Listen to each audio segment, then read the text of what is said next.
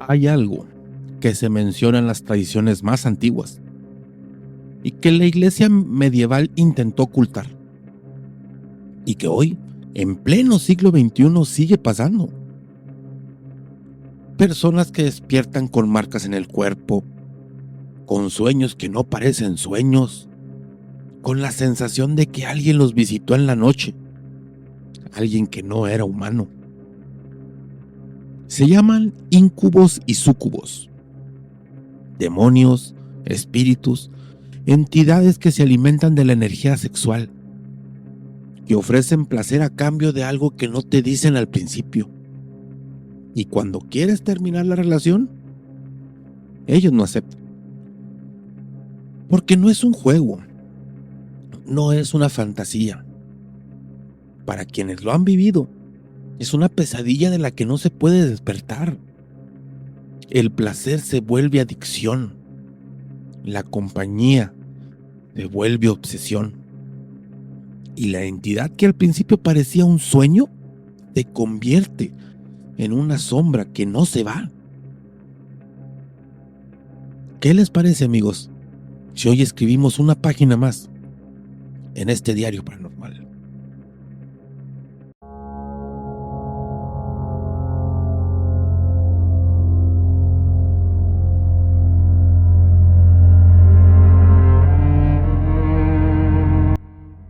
Miren, para hablar de encuentros íntimos con entidades, pues primero hay que entender quiénes son esos visitantes nocturnos. No son leyendas modernas, no son inventos de internet, son figuras que han acompañado a la humanidad desde que tenemos memoria de lo sobrenatural. Se llaman incubos y súcubos. Un incubo es una entidad masculina que, según las tradiciones, se acuesta con mujeres mientras duermen. Un súcubo es la contraparte femenina, ¿va?, que visita a los hombres. La palabra viene del latín incubus, que significa el que se acuesta encima, y succubus significa el que se acuesta debajo. Nombres que describen exactamente lo que hacen: imponerse sobre el cuerpo dormido y extraer la energía a través del contacto carnal. Pero no estamos hablando de fantasías eróticas. En la tradición, estos encuentros no son placenteros para la víctima, o al menos no debería serlo, porque la entidad no busca el placer de quien lo recibe, busca alimento, y ese alimento es la energía sexual, la fuerza vital, lo que en algunas tradiciones llaman prana o chi. El placer es solo el anzuelo. La primera vez que se habla de estas criaturas de manera sistemática es en la Europa medieval. La Iglesia Católica, obsesionada con el pecado carnal, los usó para explicar los sueños húmedos, las poluciones nocturnas y la tentación que los fieles no podían controlar. Según los teólogos de la época, los incubos y súcubos eran demonios enviados por Satanás para corromper a los humanos, robarles su pureza y, en algunos casos, engendrar hijos malditos. Pero la historia es mucho más antigua, amigos. En la antigua Grecia existían las empusas, que son criaturas enviadas por Hécate, la diosa de la brujería, que aparecían a los viajeros solitarios con forma de mujeres muy hermosas para luego revelar su verdadera naturaleza y devorarlos. En Roma se hablaba de los incubi como espíritus del bosque que acechaban a las mujeres en sus cabañas. En la antigua Mesopotamia, la figura de Lilith, la primera mujer de Adán, según algunas tradiciones, es considerada la madre de todos los súcubos. Y aquí llegamos a un punto importante, Lilith En la tradición hebrea, Lilith fue la primera esposa de Adán, que fue creada del mismo barro que él, pero se negó a ser sumisa, a acostarse debajo de él, porque consideraba que eran iguales.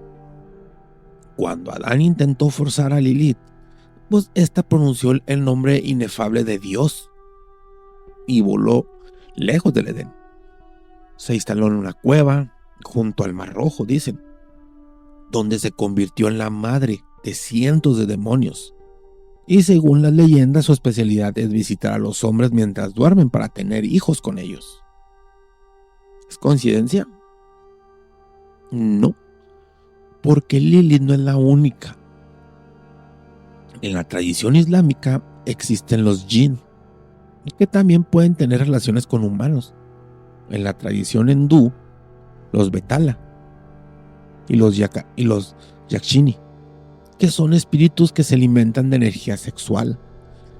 En la tradición japonesa, los yokai como los Karakasa o los Kitsune pueden tomar forma humana para seducir y luego drenar la energía de sus víctimas. Lo que todas estas culturas coinciden es que estos encuentros no son casuales. No es que la entidad pase por ahí y decida visitarte, ¿va? Hay una preparación, hay una vulnerabilidad, hay un momento en que la persona está más abierta, más receptiva, más débil, y la entidad lo sabe. Pero también hay casos donde la persona busca activamente el encuentro. Hay rituales, invocaciones, ofrendas, gente que quiere experimentar ese placer, que no, pues prácticamente no es de este mundo. Lo que no entienden es que ese placer no es gratis. La entidad te cobra. Y su moneda es tu propia energía.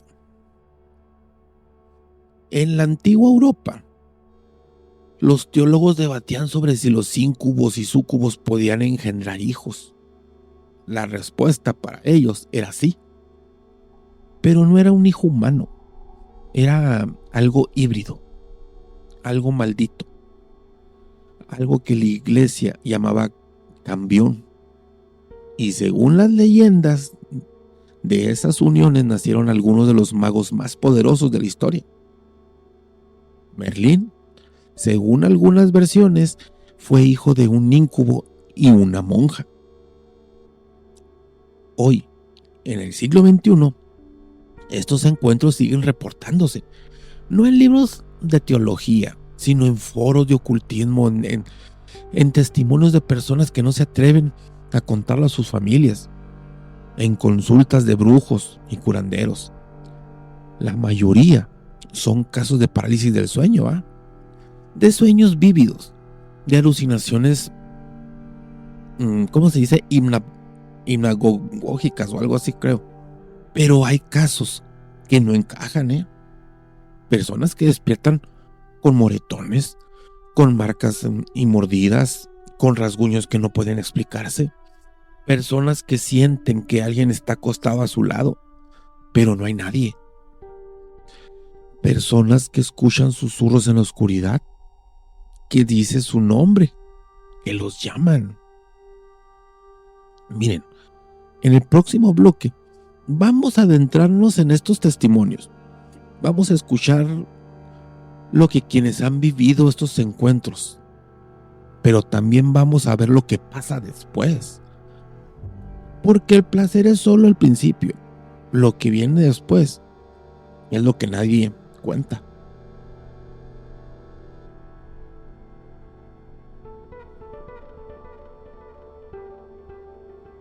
Muy bien. En el bloque anterior hablamos de quiénes son los íncubos y súcubos, según la historia y la mitología. Ahora toca bajar a la tierra, porque esto no es solo cosa de libros antiguos o de alguna leyenda medieval. Hoy, en pleno siglo XXI, hay personas que juran haber tenido encuentros con estas entidades, y lo que cuentan no es fácil de escuchar. Los testimonios tienen un patrón, no son inventos de una sola persona. Se repiten en diferentes países, diferentes culturas, diferentes épocas. Y eso es lo que los hace escalofriantes. Miren, aquí tenemos el caso de la mujer que no podía dormir sola. Una mujer de 40 años, madre de familia, llegó a consulta con un brujo a la Ciudad de México.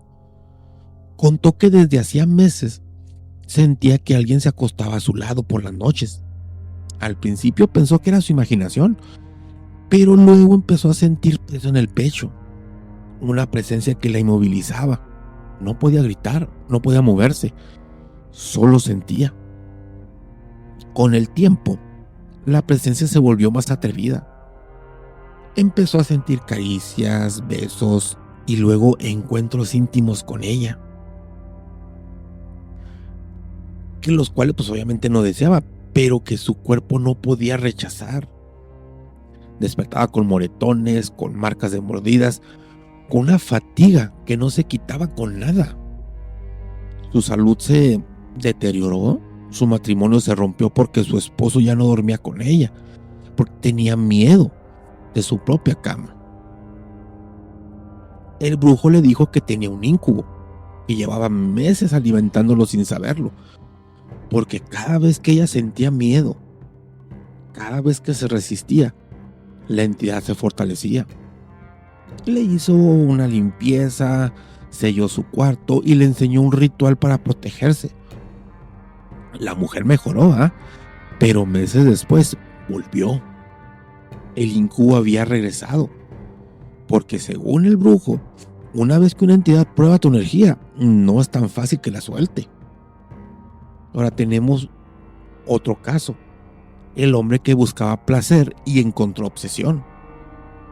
Un hombre joven, soltero, se metió en foros de ocultismo y después de ver videos en internet, le llamaba la atención la idea de invocar un súcubo. Creía que sería una experiencia placentera, sin consecuencias. Siguió un ritual, unos de esos que se encuentran en línea, tan tontos, velas, incienso, una invocación al cuarto oscuro y esperó. La primera noche sintió algo, una presencia que lo acariciaba, una voz susurrante que le decía su nombre. La segunda noche, el encuentro fue más intenso, y así noche tras noche. Al principio le gustaba, se sentía poderoso, deseado, especial. Pero con el tiempo la entidad empezó a exigir. Ya no era solo de noche, lo visitaba de día. Le susurraba en el trabajo, en la calle, en el supermercado. O sea, no podía concentrarse. Perdió su empleo, sus amigos se alejaron y cuando intentó cortar la comunicación, la entidad se enojó. Empezaron las pesadillas, los golpes, las marcas en su cuerpo. Fue con un curandero y este le dijo: no invocaste un sueño, invocaste una obsesión y ahora ella no se quiere ir. Aquí tenemos también otro caso, que es una familia que heredó un súcubo. Miren, este es uno de los casos más extraños que yo he escuchado. Una familia en el norte de México empezó a notar que el hijo menor de unos 17 años se comportaba raro. Pasaba noches enteras en su cuarto, hablando solo. Se encerraba, se volvía agresivo. Su madre encontró en su cuarto un altar improvisado, una vela roja, una foto de una mujer que no conocían y un papel con símbolos medio extraños. Cuando lo confrontaron, el chico confesó que había invocado un súcubo por curiosidad, que al principio era solo un sueño, pero luego la entidad se volvió real, que lo visitaba todas las noches, que ya no podía dormir sin ella, pero también que su salud estaba decayendo. Había perdido peso, tenía unas ojeras muy profundas y una mirada que asustaba. Una curandera que contactaron les dijo que el súcubo ya no estaba solo con el chico, se había empezado a meter en la casa. Los hermanos menores ya empezaron a tener pesadillas. La madre sentía que alguien la observaba por las noches. Tuvieron que hacer una limpieza muy profunda en la casa. Empezaron a sellar todas las puertas y ventanas, y el chico tuvo que pasar por un proceso de desintoxicación espiritual que duró muchos meses. Entonces, ¿qué tienen en común estos testimonios? Miren, primero, que ninguno de los involucrados buscaba un encuentro prolongado. La mayoría quería experiencia, un rato de placer, algo que contar, pero la entidad no se fue cuando ellos quisieron. Ahora, segundo, que después de los encuentros, la salud de las personas se deterioró, se fue pa'l quiote. Fatiga extrema, pérdida de peso, insomnio, ansiedad, depresión. O sea, no es solo energía sexual lo que la entidad extrae, es energía vital, es fuerza de voluntad, es ganas de vivir. Y tercero, que las entidades se vuelven celosas. Sí, en varios testimonios los afectados reportan que el súcubo o íncubo no permite que tenga relaciones con personas reales. Las sabotean, las espantan, hacen que la víctima se sienta culpable por intentar tener una vida normal. Cuarto, que una vez que la entidad se instala, no se va tan fácil. No basta con decir, ya no quiero. No basta con apagar la vela, se necesita ayuda. Se necesitan rituales de protección, de limpieza, de corte, y a veces ni eso es suficiente. Ahora, ¿son reales estos testimonios? Miren, ustedes saben, amigos, que en este canal no tomamos partido. Solo presentamos lo que la gente cuenta. Pero cuando los patrones se repiten, cuando hay personas de diferentes países, diferentes edades, diferentes creencias, que reportan lo mismo, hay algo que la ciencia no puede explicar del todo.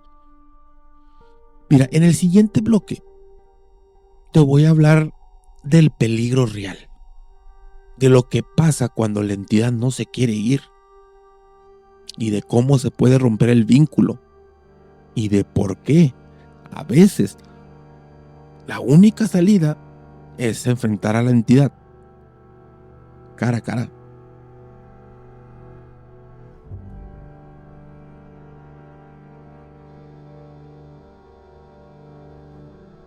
Hemos hablado de quiénes son los incubos y sucubos, hemos escuchado testimonios de personas que han tenido encuentros con ellos. Ahora toca hablar de lo que nadie te quiere contar, o ni nadie quiere enfrentar, más bien, el peligro real. Porque estos encuentros no son una aventura de una noche, no son experiencias que puedes dejar cuando quieras. Cuando una entidad prueba tu energía, tu cuerpo, tu placer, no se va tan fácil, se queda. Y cuando se queda, empieza a exigir, compadre. Lo primero que hay que entender es que estos encuentros no son sexo casual. En el mundo espiritual, el contacto íntimo con una entidad no es un acto vacío. Es un intercambio. O sea, tú das tu energía, tu intención, tu deseo.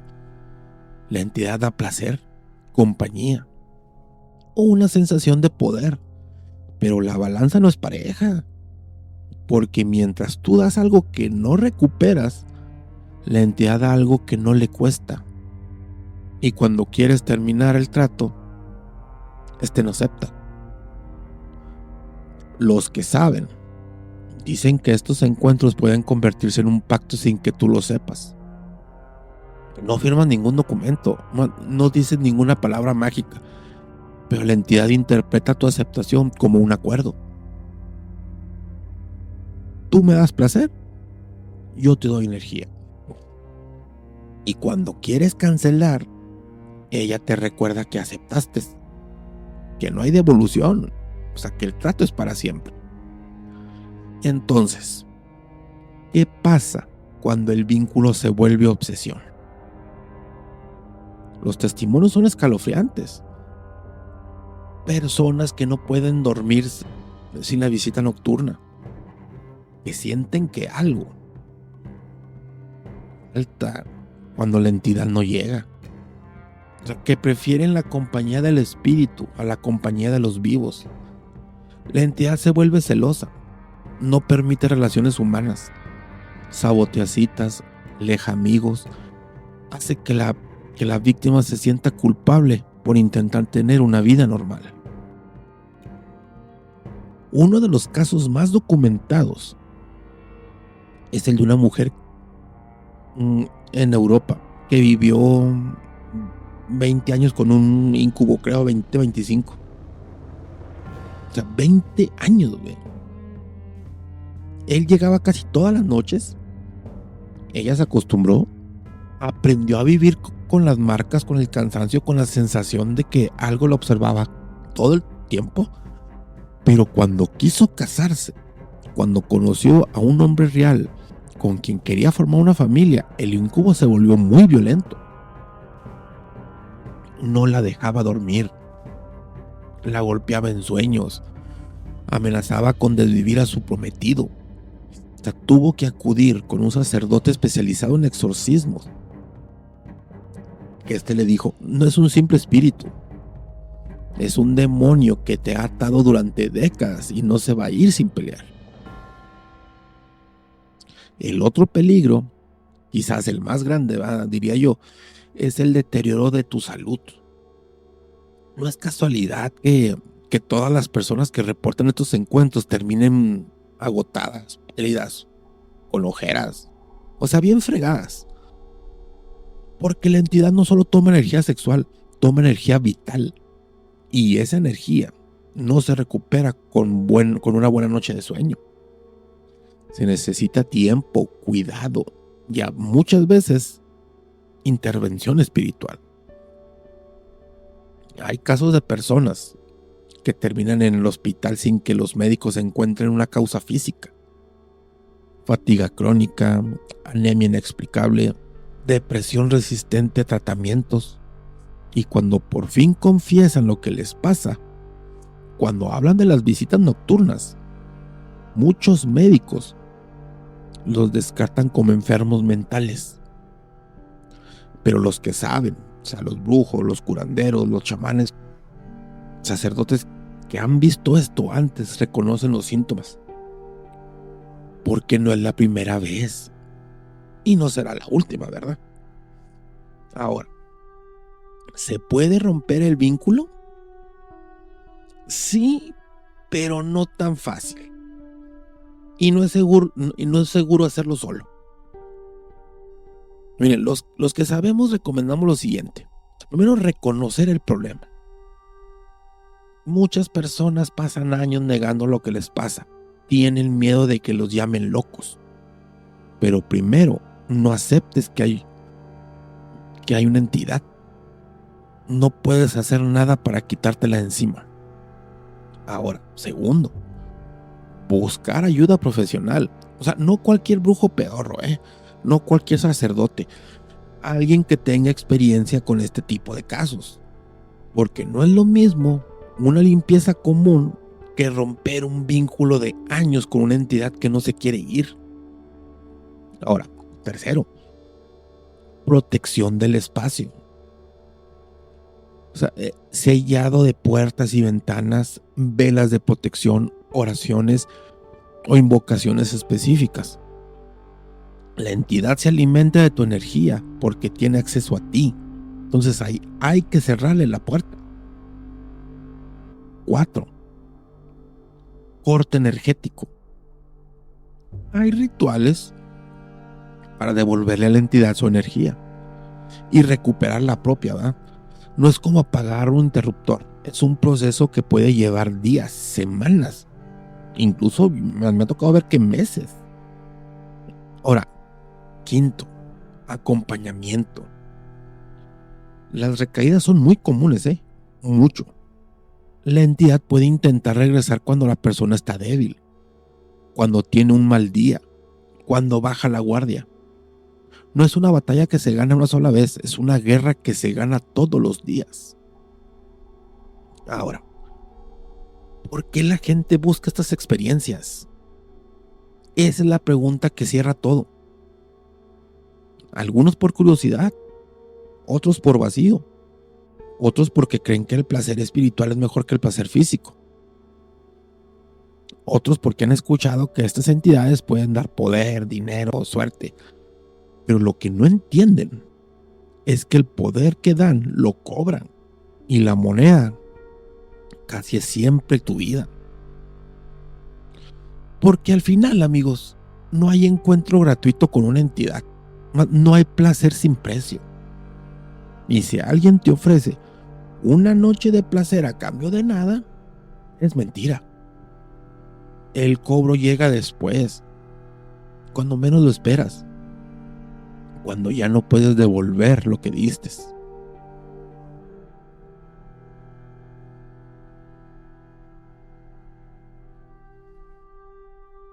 Y así llegamos al final de esta nota, amigos.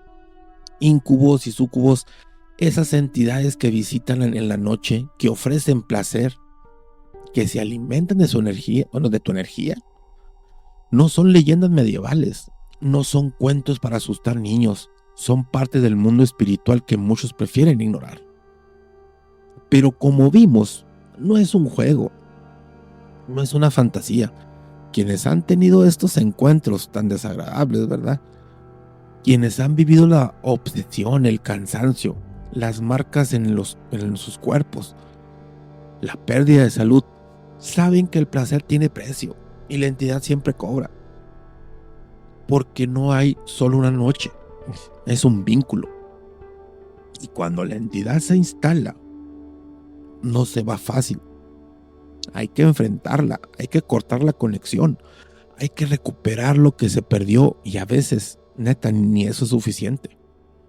Ahora, díganme ustedes, amigos, ¿creen en los incubos y los súcubos? ¿Han escuchado historias de personas que han tenido este tipo de encuentros?